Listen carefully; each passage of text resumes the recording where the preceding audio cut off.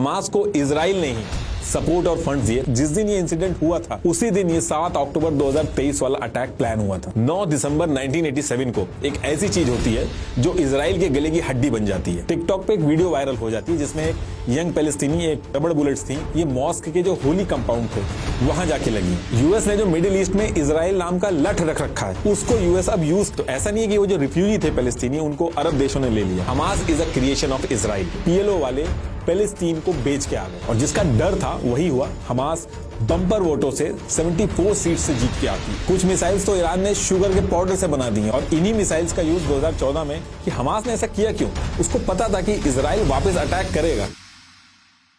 देखिए इजराइल की जो पूरी हिस्ट्री है, कैसे जूस आए, कैसे ये देश बना, इनका किंगडम क्या था, जूस को क्यों छोड़ के जाना पड़ा, जेरूसलेम क्रिश्चियन मुस्लिम और जूस के लिए इतना इंपॉर्टेंट कैसे हो गया, ये सब हम एक वीडियो में ऑलरेडी डिस्कस कर चुके हैं। वो वीडियो आप जरूर देखिएगा। इस वीडियो में हम बात करेंगे कि पैलेस्टीन लैंड का ऐसा क्या इशू है जो दुनिया भर की सारी कंट्रीज मिलकर भी सॉल्व नहीं कर पा रही हैं। हमास की शुरू से लेकर आखिरी तक पूरी स्टोरी क्या है, कैसे इजराइल का बनाया हुआ हमास इजराइल पे आज इतना भारी पड़ रहा है और अभी करंट सिचुएशन में भी ये पता होते हुए भी कि इजराइल भारी तरीके से रिटेलिएट करेगा, उसके बाद भी हमास ने हमला क्यों किया, तो ये सारी चीजें हम डिटेल में डिस्कस करेंगे।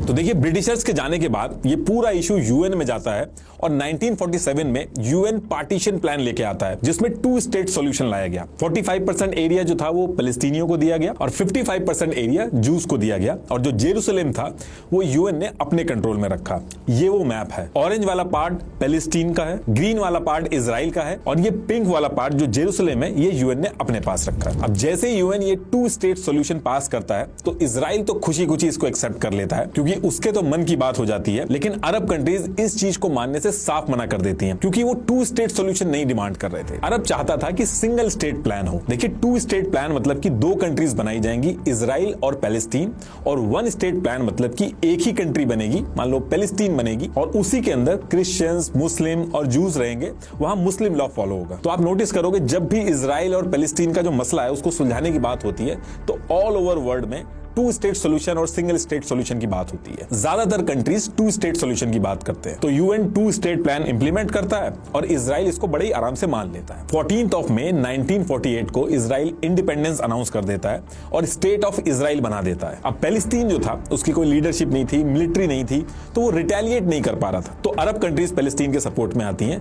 14 मई 1948 को इजराइल बना था। उसके नेक्स्ट डे 15 मई 1948 को अरब countries Egypt, Syria, Iraq, Lebanon, Jordan मिलके इजराइल पे अटैक कर देते हैं। इजराइल छोटा सा देश था जिसको बने सिर्फ 1 दिन हुआ था, तो देखा जाए तो इतनी सारी कंट्रीज मिलके इजराइल को हरा ही देती, लेकिन ऐसा होता नहीं है। ये वॉर 1 साल तक चलती है और इजराइल अरब कंट्रीज को हरा देता है और हराने के बाद क्या करता है कि यूएन ने जो 2 स्टेट बना के एरिया डिवाइड किया था वो तो दूर की बात, इजराइल उससे ज्यादा एरिया कब्जा कर लेता है। ये देखिए ये लड़ाई से पहले का इजराइल और लड़ाई जीतने के बाद ये जो ग्रीन वाला पार्ट है ये एरिया भी इजराइल अपने पास ले लेता है। और इस इजराइल अरब वॉर के बाद एक एग्रीमेंट होता है जिसे आर्मिस्टिक एग्रीमेंट 1949 भी बोला जाता है। इसमें एक टेम्परेरी लाइन बना दी गई थी जिसे ग्रीन लाइन बोला गया था कि यूएन ने जो कहा वो तो छोड़ो फिलहाल, जब तक कोई इस चीज का हल नहीं निकल पाता है ग्रीन लाइन फॉलो होगी। ये है वो ग्रीन लाइन वाला मैप। तो इस लड़ाई के बाद जो मैप बना वो यूएन वाले मैप से एकदम अलग बना। इसमें ये ब्राउन वाला पार्ट इजिप्ट के पास चला गया और ये पर्पल वाला पार्ट जॉर्डन के पास गया और इस जॉर्डन वाले पार्ट को वेस्ट बैंक बोला गया क्योंकि ये जॉर्डन रिवर के वेस्ट में था, बाकी सब इजराइल के पास चला गया। अब जब ये सारी चीजें हुई तो पैलेस्टीन के लिए तो कोई जगह बची ही नहीं और एक तरह से पैलेस्टीन जो देश था वो पूरी तरीके से खत्म ही हो गया। और जब देश ही नहीं बचा तो ये जो 7 लाख पैलेस्टीनी थे ये रिफ्यूजी बन जाते हैं। इस दिन को पैलेस्टीनी आज की डेट तक भूले नहीं है।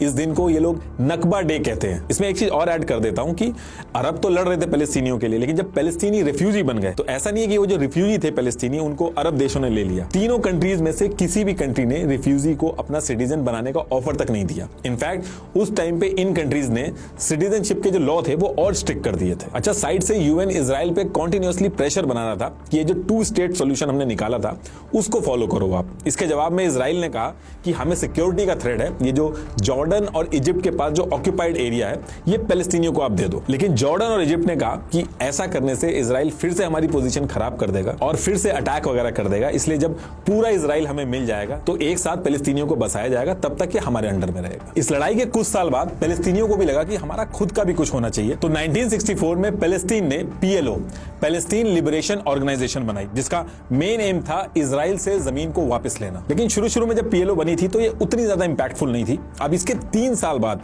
1967 में फिर से अरब कंट्रीज इजराइल पे अटैक करती हैं। एग्जैक्टली 5 जून 1967 को ये वॉर स्टार्ट होती है और 10 जून 1967 को खत्म हो जाती है, इसलिए इसको 6 डे वॉर भी कहा जाता है। इसमें इजराइल इन 3 कंट्रीज इजिप्ट, जॉर्डन और सीरिया को फिर से हरा देती है। इस वॉर में इजराइल पहले इजिप्ट से गाजा स्ट्रिप लेती है, उसके बाद ये जॉर्डन की तरफ जाते हैं, उनसे वेस्ट बैंक ले लेती है और वहां पे भी ये रुकते नहीं है। इसके बाद ये सीरिया की तरफ जाते हैं और वहां गोलन हाइट जो है उसको ले लेते हैं और साथ में जेरूसलेम को भी अपने कंट्रोल में ले लेते हैं। अगर आपने हमारी पुरानी वीडियो देखी होगी तो आपको पता होगा कि जूस के लिए जेरूसलेम कितना इंपॉर्टेंट है। इस लड़ाई के बाद जूस ने यह कहा कि ये 18 साल बाद अपने किंगडम को वापस ले लिया। ये लोग अपने कैलेंडर के हिसाब से जिस दिन ये चीज हुई, इस दिन के बाद से इन्होंने अपने कैलेंडर के हिसाब से इस दिन को जेरूसलेम डे के नाम से बनाया। तो देखिए, ये जब लड़ाई खत्म होती है तो इस लड़ाई में इजराइल के पास 100% एरिया आ जाता है। अब देखिए, 100% एरिया तो मिला इनको, लेकिन उस एरिया के साथ साथ इनको 2 मिलियन पैलेस्टीनीज जो थे वो भी मिले। और इसमें सबसे बड़ा क्वेश्चन ये था कि जो पैलेस्टीन है वो तो देश बचा ही नहीं था,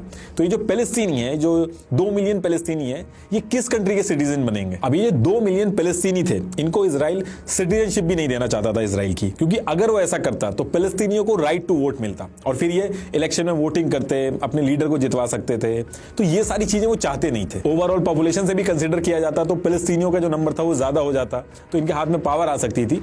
इजराइल की पूरी मेहनत खराब हो जाती, इसलिए वो ये नहीं करना चाहते थे। तो ना तो इन 2 मिलियन लोगों को ये सिटीजनशिप दे सकते थे इजराइल की, ना ये कहीं बाहर भेज सकते थे, ना उनको मार सकते थे, और ना ही इनके मन में ये था कि इनको अलग देश बना के दे दें। ऐसा नहीं था कि वेस्ट बैंक और गाजा जो है वो अलग देश बना के इनको दे दें, क्योंकि इनका मानना था कि इनकी सिक्योरिटी जो है वो रिस्क पे आ जाएगी ऐसे। तो इजराइल ने क्या किया, इन्होंने आइडेंटिफाई किया कि कौन कौन से वेस्ट बैंक और गाजा स्ट्रिप के ऐसे इलाके हैं जहां पे पैलेस्टीनियंस रहते हैं। हर गली और हर एरिया आइडेंटिफाई किया और उसको सेक्शन में बांट दिया और इस एरिया में मिलिट्री लगा दी और फिर इनके आसपास के एरिया में धीरे धीरे करके जूस को सेटल करना शुरू किया। और जूस को वहां पे सेटल होने पे फ्री में लैंड और घर दिए जाते थे और कई केस में तो सरकारी नौकरियां भी दी जाती थी। एक मैप से समझाता हूं कि मैं कहना क्या चाह रहा हूं। ये इजराइल का मैप है, ये वेस्ट बैंक है और इस वेस्ट बैंक को जूम करेंगे तो ये देखिए, ये ऐसे दिखता है। इसमें जो डार्क ब्राउन एरिया है ये पैलेस्टीनियंस के घर हैं, लाइट ब्राउन एरिया में पैलेस्टीनियंस के घर हैं और इजराइल की मिलिट्री कंट्रोल में है। इसमें जो ब्लू डॉट देख रहे हैं आप, इसमें इन्होंने जूस को सेटल किया है और ये जो ब्लू स्क्वायर देख रहे हैं आप, यहाँ पे इन्होंने अपनी मिलिट्री के बेस रखे हैं जिससे हर किसी की मूवमेंट जो है वो कंट्रोल की जा सके,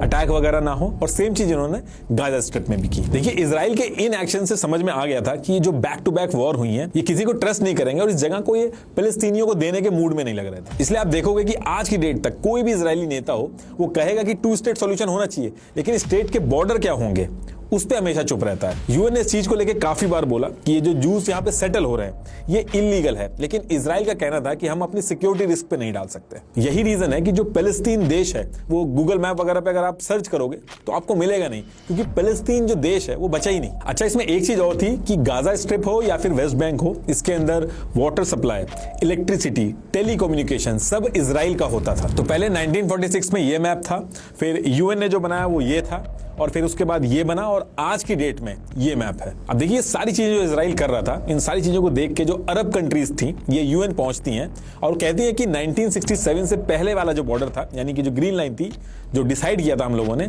इजराइल को कह दीजिए कि उस पर वापस चले जाए और जो गाजा पट्टी है, वेस्ट बैंक है और गोलन हाइट है उसको आप हमें दे दीजिए। लेकिन इस बार इजराइल ने यूएन को भी मना कर दिया। अब देखिए, इतनी लड़ाइयां हो चुकी हैं। 1973 में भी एक लड़ाई हुई थी और अरब भी लड़ाई कर करके थक गए थे और अब लड़ाई करने पर यह भी डर बन गया था कि जो एरिया था वो और चला जा रहा था। जैसे सीरिया का गोलन हाइट था वो कब्जा कर लिया था इजराइल ने, तो धीरे धीरे करके इजिप्ट, जॉर्डन ने इजराइल से पीस एग्रीमेंट करके किनारा कर लिया। तो देखिए, जब पैलेस्टीनियंस ने देखा कि इजिप्ट और जॉर्डन ने पीस एग्रीमेंट कर लिया तो इनको इतना समझ में आ गया था कि जो लड़ाई है ये हमें खुद लड़नी पड़ेगी। तो 1964 में जो PLO बनी थी वो इस 1967 की वॉर के बाद दोबारा से एक्टिव हो जाती है। इस बार पैलेस्टीन के खुद के लीडर्स इकट्ठा होते हैं। एक्चुअली इजराइल और उसके बाहर छोटे छोटे ग्रुप्स में पैलेस्टीनियंस जो थे वो इजराइल के खिलाफ अपनी आवाज उठा रहे थे, उन सारे ग्रुप्स को एक साथ लाके PLO बनाई गई। तो एक्चुअल में जो पीएलओ बनी वो मल्टीपल ग्रुप से मिलके बनी। ऐसे ही गाजा स्ट्रिप के अंदर एक यंग रिफ्यूजी था यासिर अराफात, जो पढ़ाई के लिए पर्शियन गल्फ में चला गया था, लेकिन इसने वहीं पे ही कुछ फिलिस्तीनियों को इकट्ठा करके एक पार्टी बनाई थी जिसका नाम था फतह। ये पार्टी जो थी ये उस टाइम पे इजराइल के खिलाफ रिवोल्यूशनरी स्ट्रगल करती थी। तो ये जो पार्टी थी ये भी पीएलओ से जुड़ गई। पीएलओ जितने भी ग्रुप से मिलकर बना था उसमें सबसे बड़ा ग्रुप जो था वो फतह पार्टी का था, और यही रीजन था कि फतह पार्टी के जो लीडर थे यासिर अराफात, इनको ही पीएलओ का चेयरमैन बनाया गया। इन्होंने चेयरमैन बनते ही पीएलओ को दो तरीके से ऑपरेट किया। एक तो इन्होंने पीएलओ की पॉलिटिकल विंग बनाई, दूसरा इन्होंने पीएलओ की एक ऐसी विंग बनाई जो इजराइल के खिलाफ आर्म स्ट्रगल करे, जो इजराइल की मिलिट्री वगैरह पे अटैक करे, और इन्हीं में से एक थी पैलेस्टीन फदायन। अब इजराइल में ही बैठ के इजराइल के खिलाफ ये सब करना बहुत ही मुश्किल था, तो पीएलओ ने शुरू में इजराइल के बाहर से बैठ के ऑपरेट करना चालू किया। पीएलओ और यासिर अराफात को शुरू में आतंकी बोला गया था, लेकिन आयरनी देखिए आप कि यासिर को आगे चल के नोबेल पीस प्राइज मिला, वो अभी आगे बताऊंगा मैं आपको। तो देखिए जो पीएलओ था ये पहले ईयर 1970 में जॉर्डन से बैठ के ऑपरेशन करता था अपने, लेकिन आगे चल के जब जॉर्डन पे प्रेशर पड़ा तो जॉर्डन ने इनको अपने देश से भगा दिया। फिर इसके बाद करीब एक साल बाद 1971 में ये लोग लेबनान से ऑपरेट करने लगे, लेकिन धीरे धीरे वहां भी इनके ऊपर प्रेशर पड़ा तो इनको लेबनान छोड़ के भी भागना पड़ा। और जब इनकी जनता ने पीएलओ वालों को स्ट्रगल करते हुए देखा तो इनकी काफी रिस्पेक्ट बढ़ी और अरब्स ने भी इनको हेल्प करना चालू किया। जो पीएलओ था वो बहुत ही तेजी से बढ़ने लगा था। पीएलओ के लीडर्स जो डिसाइड करते थे वो पैलेस्टीनियंस मानने लगे थे। लेकिन इसके बाद ईयर आता है 1987 और 9 दिसंबर 1987 को एक ऐसी चीज होती है जो इजराइल के गले की हड्डी बन जाती है। एक्चुअली इजराइल में जो गाजा स्ट्रिप थी वहां पे एक रिफ्यूजी कैंप था जिसका नाम था जबालिया रिफ्यूजी कैंप। इस कैंप के पास से एक इजरायली डिफेंस ट्रक जो था वो जा रहा था और उस ट्रक ने ऐसा एक्सीडेंट किया कि वहां पे एक कार थी, उससे 4 लोगों की डेथ हो गई। और ये जो 4 लोग थे जिनकी जान गई थी जबालिया रिफ्यूजी कैंप में ही रहते थे। अब इन 4 लोगों का जब फ्यूनरल निकलता है तो इसमें 10,000 से ज्यादा पैलेस्टीनियंस जो थे वो इकट्ठा हो गए थे और सब बहुत ही ज्यादा गुस्से में थे। और धीरे धीरे ये बात होने लगी कि ये जो एक्सीडेंट किया गया है ये जानबूझ के किया गया है। और फिर भीड़ जो थी वो बेकाबू हो जाती है। भीड़ जो थी वो इजराइल के जो कैंप वगैरह थे उन पर अटैक करती थी, बॉटल्स में आग लगा के फेंकती थी, प्रोटेस्ट करने लगी, कई तरीके से वायलेंस किए, जो वॉल्स थी वहां पे इजराइल के खिलाफ गालियां लिखने लगी। तो उस एरिया में ये सारी चीजें शुरू हो जाती हैं। अब इसके रिस्पॉन्स में इजराइल 80,000 से ज्यादा सोल्जर्स जो थे वो गाजा स्ट्रिप में भेज देता है और इससे टेंशन और बढ़ जाती है। जो लोकल पैलेस्टीनीज थे और जो इजरायली फोर्सेस थी दोनों तरफ से बहुत ज्यादा जाने गई। धीरे धीरे जो बात थी गाजा स्ट्रिप से वेस्ट बैंक की तरफ पहुंच जाती है और वहां के भी जो पैलेस्टीनियंस थे वो भी भड़क जाते हैं। और इस टाइम पे पीएलओ के जो लीडर्स थे वो भी अपने लोगों के साथ आ जाते हैं। ये पहली बार था जब इजरायली फोर्सेस जो थी वो बैकफुट पे आती हुई दिख रही थी, क्योंकि कन्वेंशनल वॉर जो थी उसमें तो इजराइल जीत रहा था, लेकिन ऐसी आम लोगों की भीड़ में आप 100 टैंक भी लाके खड़ा कर दो, आपको कैसे पता चलेगा कि इनमें से कौन अटैकर है और कौन नॉर्मल आदमी है जो अपना काम करने जा रहा है। 6 साल तक कॉन्टिन्यूअसली ये लड़ाई चलती है। इस चीज को बोला गया फर्स्ट इंतफादा, जो कि 8 दिसंबर 1987 को शुरू हुआ था और 13 सितंबर 1993 को खत्म हुआ था। अच्छा, जब ये फर्स्ट इंतफादा गाजा स्ट्रिप के अंदर चल रहा था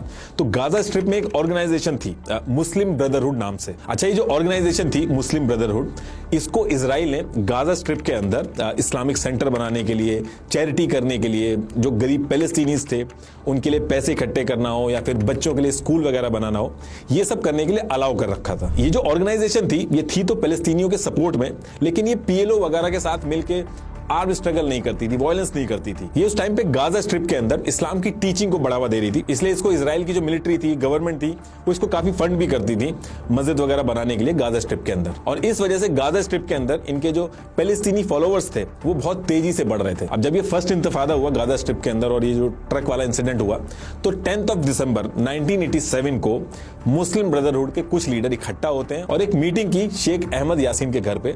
शेख अहमद यासीन मुस्लिम ब्रदरहुड जो ऑर्गेनाइजेशन थी उसके हेड थे। तो इस मीटिंग में इनके लीडर्स ने कहा कि पूरे गाजा में प्रोटेस्ट हो रहे हैं, लोग गुस्से में, अगर हम इनको सपोर्ट नहीं करेंगे तो गलत मैसेज जाएगा, हमारे फॉलोअर्स भी नाराज हो सकते हैं हमसे, उनका सपोर्ट हमारी ऑर्गेनाइजेशन से कम हो जाएगा। अब मुस्लिम ब्रदरहुड के लीडर शेख अहमद यासीन इन सब में इन्वॉल्व नहीं होना चाहते थे। उनका कहना था कि किसी भी तरीके के वायलेंस में हमें इन्वॉल्व नहीं होना है, उससे कोई फायदा नहीं है और ये टाइम सही नहीं है। लेकिन इनकी लीडरशिप ने एक काम किया कि सेम ईयर 1987 में मुस्लिम ब्रदरहुड की अलग से एक नई विंग बनाई जिसका नाम रखा हरकत अल मुकवामा अल इस्लामिया। जिसको शॉर्ट में बोला गया हमास। अब जब ये हमास बनी तो इसके कुछ दिन बाद ही इसमें एक पैलेस्टीनी रेफ्यूजी जुड़ा जिसका नाम था मोहम्मद डेफ, जो आज की डेट में दुनिया का मोस्ट वांटेड टेररिस्ट है। और ये जो 7 अक्टूबर को अभी ये जो अटैक हुआ है, ये पूरा हमला इसी ने प्लान किया था, वो अभी आगे बताऊंगा मैं आपको। तो ये जब हमास बना, इसने प्रोटेस्ट वगैरह स्टार्ट किए। पीएलओ इस टाइम पे इजराइल के लिए एक बहुत बड़ा टेंशन था, और वहीं दूसरी तरफ ये जो मुस्लिम ब्रदर ऑर्गेनाइजेशन थी, इसके फॉलोअर्स काफी बढ़ रहे थे। तो इजराइल ने पीएलओ को वीक करने के लिए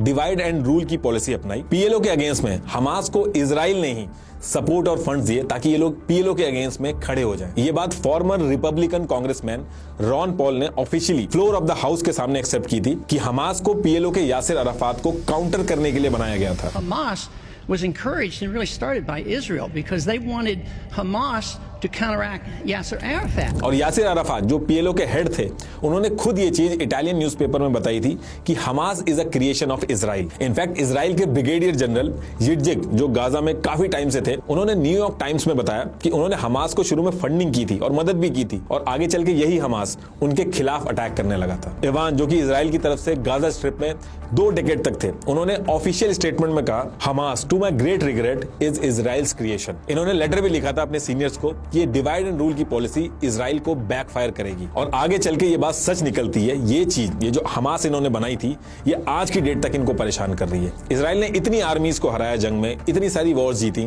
लेकिन हमास के गुरिल्ला वॉरफेयर का कभी कोई सॉलिड प्लान नहीं आया इनके पास, जिसकी वजह से ना जाने कितने मासूमों की जान गई। जब ये फर्स्ट इंतफादा चल रहा था तो हमास 2 साल तक तो चुप रहा, पीसफुली प्रोटेस्ट वगैरह करे, लेकिन इसने अपने असली रंग दिखाए 1989 में। इन्होंने अपना पहला अटैक किया, जिसमें इन्होंने 2 इजरायली अवीसस पोर्टस एंड साडॉन, इन दोनों को मारा, और यहां से ये डे बाय डे ब्रूटल होते गए। इन्होंने बच्चों की बसेस में आग लगाई, बॉम्ब फेंके, बहुत डिस्ट्रक्शन किए। ये इस हद तक रेडिकल हुए थे, खुद ही बॉम्ब पहन के लोगों पे जाके अटैक कर देते थे। और जहां बाकी पैलेस्टीनियंस ग्रुप जो थे वो इजराइल की मिनिस्ट्री से लड़ाई कर रहे थे, वहां की आर्मी से लड़ाई कर रहे थे, इन्होंने सिविलियंस को टारगेट किया। और फिर धीरे धीरे आगे चल के इन्होंने अपनी पॉलिटिकल विंग भी बनाई। फर्स्ट इंतफादा 1987 से 1983 तक चलता है, और इसमें इजराइल इतना परेशान होता है कि पहली बार वो डिस्कशन के लिए रेडी होता है। फर्स्ट इंतफादा जो हुआ था, उसने एक्चुअल में अरब वर्ल्ड जो था उसको एक रास्ता दिखा दिया था कि जो इजराइल फोर्सेस हैं उसको बैकफुट पे कैसे लाया जा सकता है। तो जब डिस्कशन स्टार्ट होता है तो शुरू में इजराइल के पीएम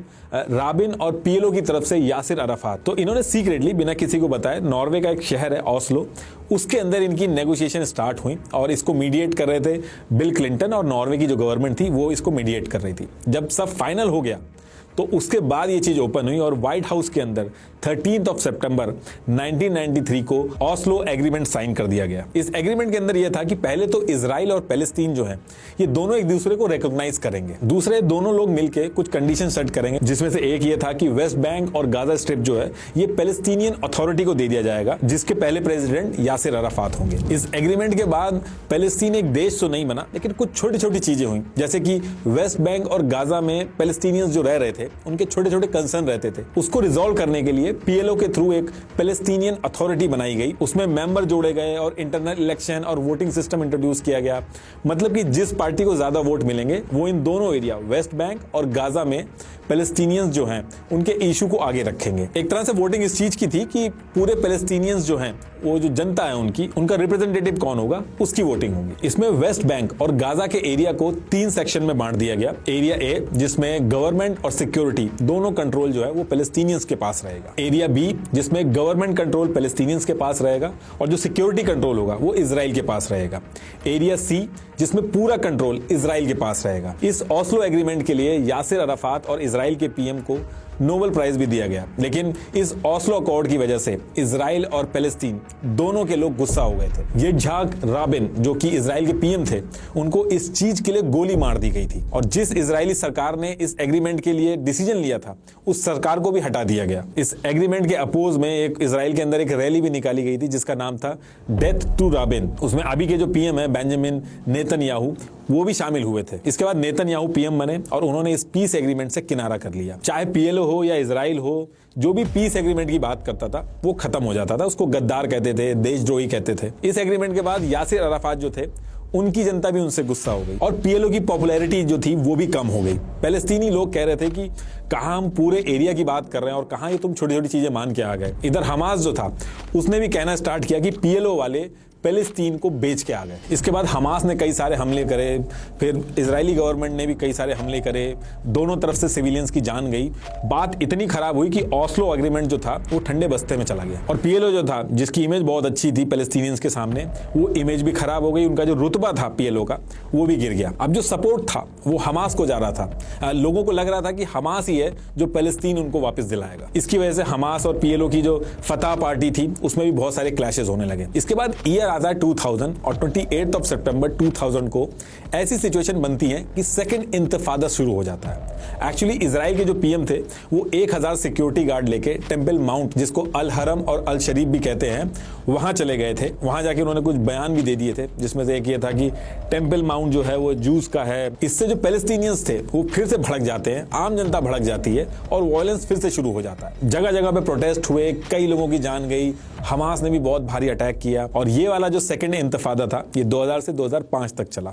इसको शांत करने के लिए इजराइल ने गाजा स्ट्रिप में जितने भी जूस थे उनको गाजा स्ट्रिप से पूरी तरीके से हटा दिया। और सेकंड इंतफादा का ये फायदा हुआ कि थोड़ा सा बैकफुट पे आई इजरायली गवर्नमेंट।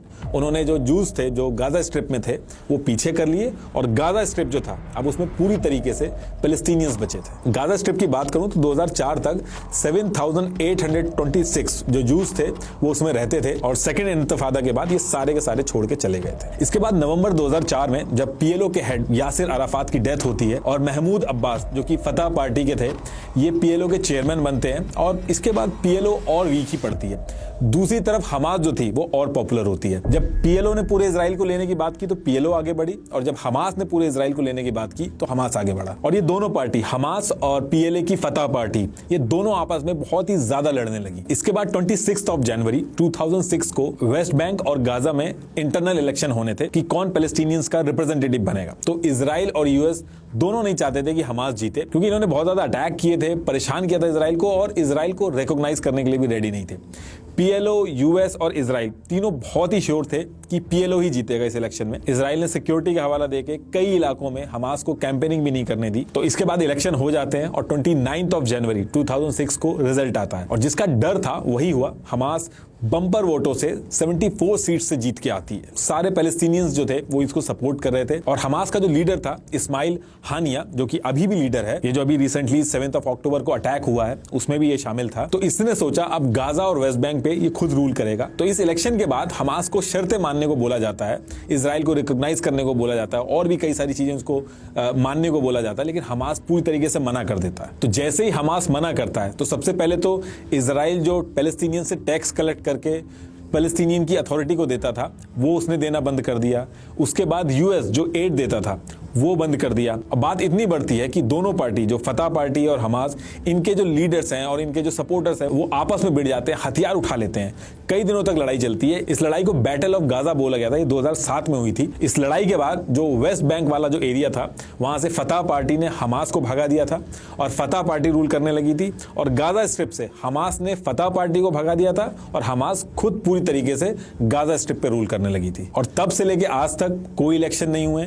यही दोनों पार्टी, वेस्ट बैंक और गाजा, वेस्ट बैंक पे फतह पार्टी और गाजा पे हमास, ये दोनों रूल कर रहे हैं। पीएलओ की जो फतह पार्टी है वो फिर भी पीस वगैरह की बात करती है, कुछ सोल्यूशन निकालने की बात करती है, लेकिन हमास पार्टी जो है वो इजराइल को खत्म करने की बात करती है। और हमास जो है वो बहुत ही ज्यादा पॉपुलर अभी भी है, ऐसा नहीं कि बहुत पहले की बात है, अभी भी ये बहुत फेमस है। अभी 2021 में Palestinian centre for policy and survey research ने सर्वे किया था एक वेस्ट बैंक और गाजा स्ट्रिप में। इसमें 1200 लोगों का सैंपल लिया था जिसमें से 53% पैलेस्टीनियंस ने हमास को सपोर्ट किया था। अब होता क्या कि ये सारी चीजें होने के बाद जो पीस प्रोसेस है पहले दो पार्टियों में चल रहा था, इजराइल और पीएलओ के बीच में, अब इसमें तीसरी पार्टी आ गई थी, हमास। तो जो पहले से ही फंसी हुई चीज थी वो और कॉम्प्लिकेटेड हो गई। हमास को जो है अरब से भी सपोर्ट मिलने लगा, ईरान ने बहुत सपोर्ट किया हमास को, उसको हथियार वगैरह भी दिए। तो उन हथियारों का यूज करके एक बार नहीं काफी सालों से हमास गाजा पट्टी में बैठे बैठे ही इजराइल पे बैक टू बैक मिसाइलें मारता रहता है टाइम टू टाइम जब भी कोई इशू होता है। और इसी हमास के अटैक की वजह से इजराइल ने आयरन डोम डेवलप किया था जो हवा में ही मिसाइल्स को रोक देता है।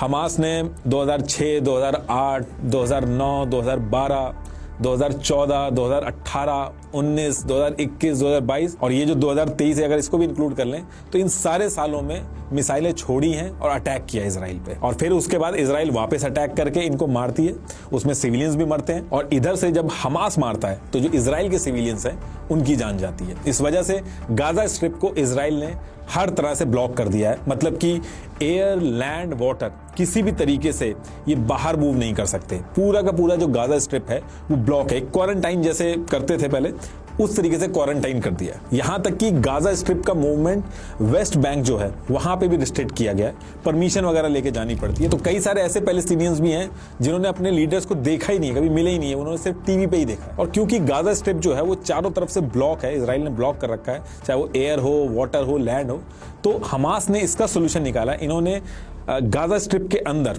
अंडरग्राउंड टनल्स बना दिए हैं, जहां से इजिप्ट वगैरह में निकलते हैं और फिर वहां से अपनी मूवमेंट करते हैं, हथियार वगैरह लेते हैं। ज्यादातर केसेस में हमास ईरान से ही हथियार लेता है, क्योंकि एक्सपर्ट्स का कहना है कि ईरान के जो इंजीनियर्स हैं वो एकदम लो कॉस्ट पे मिसाइल बनाते हैं। और क्योंकि यूएस ने ईरान पे ऑलरेडी बैन लगाया हुआ है, तो ये मिसाइल्स के जो कॉम्पोनेंट होते हैं ये लोग स्मगल करके मंगाते हैं। और इनकी मिसाइल जो होती हैं उसके कॉम्पोनेंट चीप होते हैं, तो बहुत सस्ते में बन जाती हैं। कुछ मिसाइल्स तो ईरान ने शुगर के पाउडर से बना दी हैं, और इन्हीं मिसाइल्स का यूज 2014 में हमास ने किया था इजराइल के खिलाफ। कुछ ही मिलियंस लगा के हजारों की तादाद में लोग मिसाइल छोड़ देते हैं इजराइल पे, और उन्हीं मिसाइल्स को इंटरसेप्ट करने के लिए, जो आयरन डोम से इंटरसेप्ट होती है, उसके लिए कई गुना ज्यादा पैसा इजराइल को खर्च करना पड़ता है। गाजा स्ट्रिप जो है वो चारों तरफ से वैसे तो ब्लॉक है, लेकिन ईरान के जो रिवोल्यूशनरी गार्ड है वो इनको हथियार पहुंचाने के लिए अलग अलग तरीके यूज करते हैं। जो शॉर्ट और मीडियम रेंज मिसाइल्स होती हैं उनको तो ये सूडान और इजिप्ट के जरिए पहुंचा देते हैं, या फिर सी के थ्रू ये लोग पहुंचाते हैं। और कई बार ऐसी भी न्यूज आई है कि जो बड़ी मिसाइल्स होती हैं उनको ये स्विस कनाल के अंदर डंप कर देते हैं और कोऑर्डिनेट शेयर कर देते हैं हमास के साथ, और फिर वहां से हमास इन मिसाइल्स को ले लेता है। तो अरब कंट्रीज जब चाहे इजराइल को चेक पे रखने के लिए अटैक करा सकती हैं। तो देखिए, हमास ने जो अटैक किए हैं वो तो बहुत सारे किए हैं, लेकिन अभी ये जो करंट म्यूजिक फेस्टिवल वाला जो इंसिडेंट हुआ है 7 अक्टूबर को, उसका जो मेन रीजन है उसके पीछे 2021 की इजराइल और हमास की जो लड़ाई हुई थी वो रीजन है। और ये चीज हमास के जो लीडर्स हैं उन्होंने ऑडियो रिकॉर्ड में भी बोली है। ये 2021 वाली जो लड़ाई थी वो इतनी एस्केलेट हुई थी कि जिस दिन ये इंसिडेंट हुआ था उसी दिन ये 7 अक्टूबर 2023 वाला अटैक प्लान हुआ था। एक्चुअली 2021 में हुआ क्या था कि जो जेरूसलेम है वहां पे इस्लामिक वक्त के ऑफिशियल ने क्लेम किया कि इजरायली ऑफिसर्स जो थे उन्होंने लाउड स्पीकर की वायर काट दी उनकी। और ऐसा उन्होंने इसलिए किया क्योंकि नेक्स्ट डे जो वेस्टर्न वॉल थी वहां पे एक मेमोरियल डे स्पीच होनी थी, और ये लोग नहीं चाहते थे कि उस टाइम पे रिचुअल प्रेयर जो होती है मुस्लिम्स की वो हो। इसको लेके इजरायली सिक्योरिटी जो थी, पैलेस्टीनियन जो थे, उनमें काफी बहस होती है, झगड़े होते हैं। लेकिन 15 अप्रैल 2021 को टिकटॉक पे एक वीडियो वायरल हो जाती है जिसमें एक यंग पैलेस्टीनी एक जूस को जो है वो थप्पड़ मार रही होती है। ये वीडियो के बाद और वीडियोस आती हैं और काफी ज्यादा मामला एस्केलेट हो जाता है। और इसके बाद जो इजरायली सिक्योरिटी फोर्सेस थी उनके ऊपर पत्थर, फायर क्रैकर्स जो है ये सब पैलेस्टीनियंस फेंकते हैं, और उसके जवाब में इधर से stun grenades, tear gases, rubber की बुलेट ये सब फेंकी जाती है। और वहां के जो लोग हैं उनका ये कहना है कि ये जो बुलेट्स थी, रबर बुलेट्स थी, ये मॉस्क के जो होली कंपाउंड थे वहां जाके लगी हैं। इस इंसिडेंट के बाद जैसे हमास को पता चलता है तो हमास हर बार की तरह गाजा स्ट्रिप से ही मिसाइल्स फेंकता है, और इसके बदले में इजराइल जो है वो भी अटैक करता है।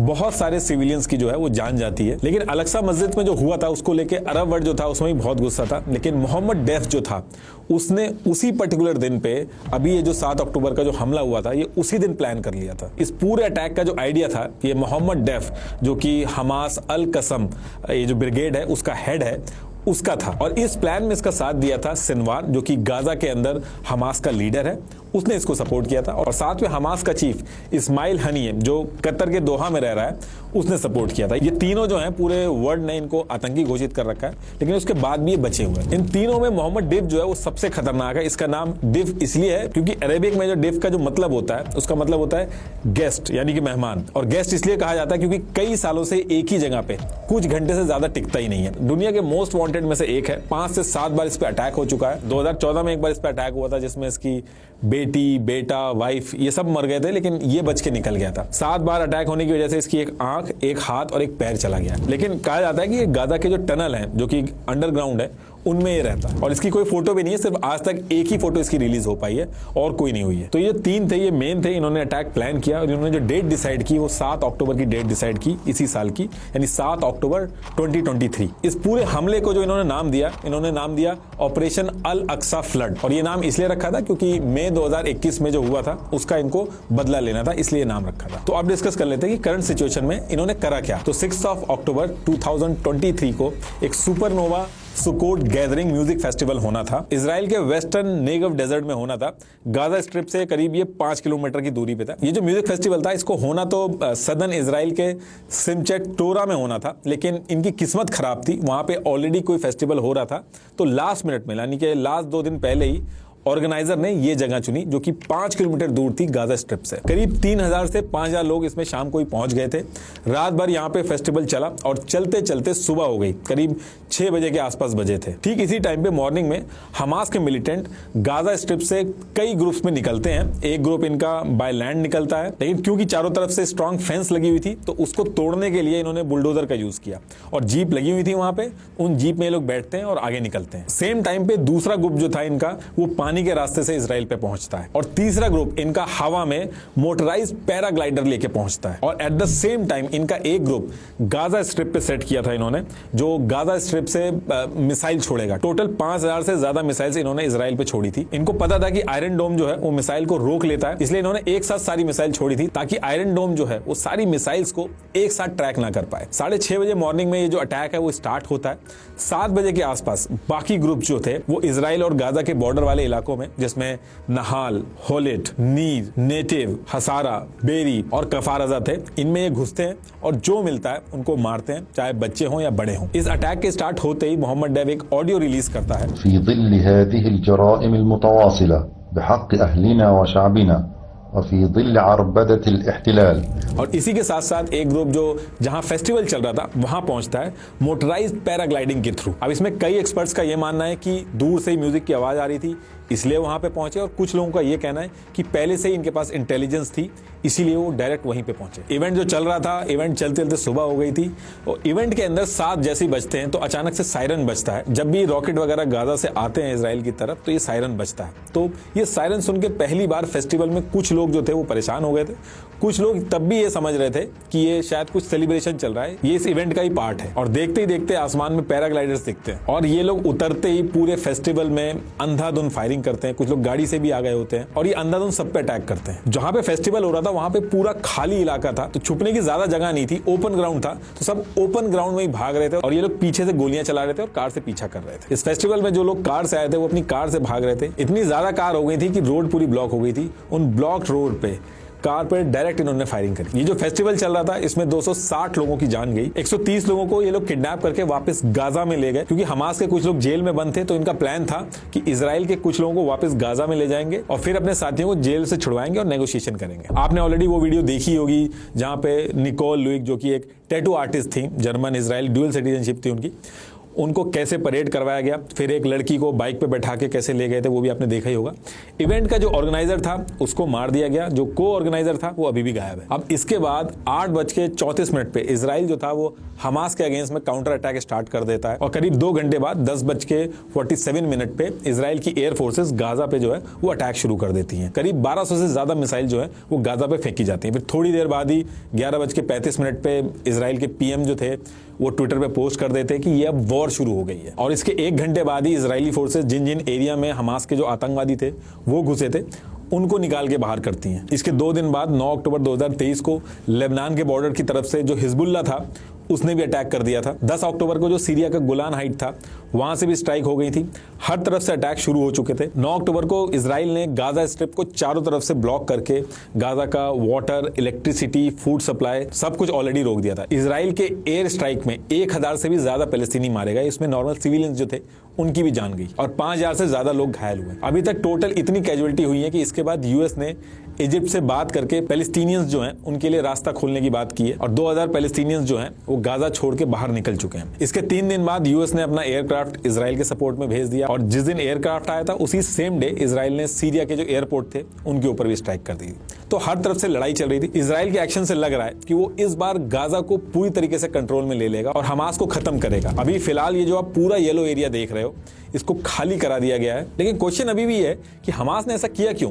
उसको पता था कि इजराइल वापस अटैक करेगा, और हमास ने 5000 मिसाइलें अरेंज कहां से की? इतनी लंबी प्लानिंग करी हमास ने और किसी को पता तक नहीं चला। ईरान का क्या रोल है? बहुत सारी थ्योरियां हैं, जिसमें से एक थ्योरी मैं आपके सामने रखता हूं। देखिए, ये ब्लू वाला जो है एक स्टैंडर्ड रूट है ट्रेड का। ये रूट यूएस के लिए बहुत इंपॉर्टेंट है, क्योंकि इस रूट से ट्रेड होता है और पैसा बनता है। इधर इंडो पैसिफिक से यूरोप जाना हो तो कंट्रीज इसी रूट का यूज करती है, और इसमें यूएस का फायदा होता है। और इसके काउंटर में रशिया ने इससे काफी छोटा रूट डेवलप कर दिया है, जो इंडिया से स्टार्ट होकर ईरान से होते हुए यूरोप पहुंचता है, जिसको एनएसटीसी कहते हैं। अभी जो एनएसटीसी वाला रूट है ये छोटा भी है और इसमें पैसा भी कम लगेगा, टाइम भी कम लगेगा, तो इसकी रेलेवेंस ज्यादा है। और जो स्टैंडर्ड रूट था वो धीरे धीरे इररेलेवेंट होगा, इसकी ज्यादा इंपॉर्टेंस बढ़ेगी। ये जो रेड वाला जो है ये एनएसटीसी रूट है, इससे यूएस का पूरा गेम खराब होगा। तो यूएस ने इसके काउंटर में आईएमईसी इंट्रोड्यूस किया। ये भी इंडिया से ही शुरू होगा, सऊदी अरेबिया से होते हुए, इजराइल से होते हुए यूरोप पहुंचेगा। G20 में जब इसकी बात आगे बढ़ी तो ईरान ने इस चीज से परेशान होकर कई सारे स्टेटमेंट भी दिए थे कि मिडिल ईस्ट में ये जो रूट है सक्सेसफुल नहीं होगा, वहां ऑलरेडी बहुत ज्यादा टेंशन है।